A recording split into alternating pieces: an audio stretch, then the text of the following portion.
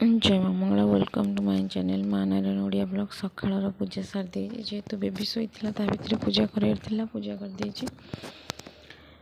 सोमवार जेहेतु मंदिर जबार अच्छी मंदिर भी जीवी तो से जल्दी जल्दी पूजा कर जेहेतु शास्त्र अच्छी जिते भी ग्रह खराब पड़ी था ना कहीं सब सोमवार शिव दर्शन कले से सब आस्ते आस्ते कटे।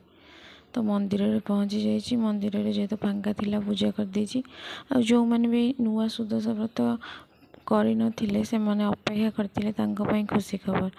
ज्येष्ठ मास रे पड़ी 5 तारीख आ से दिन रविशुद्धि गुरुशुद्धि भी अच्छी माने जोड़ा कि विवाह जोग विवाह अच्छी।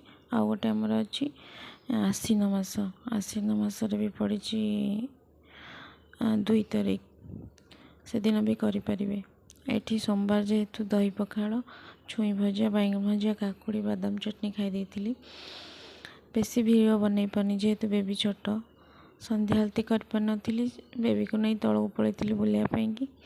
जदि वीडियोटी भल लगे please do like subscribe comment my channel से बाय बाय कर तौक गले टे खुशी हो तौक जो तो पवन हो बुलायापी नौ संध्या बेले मो वीडियो जदि भल लगे please do like subscribe comment my करेंगे बाय। आ गोटे न्यू ब्लॉग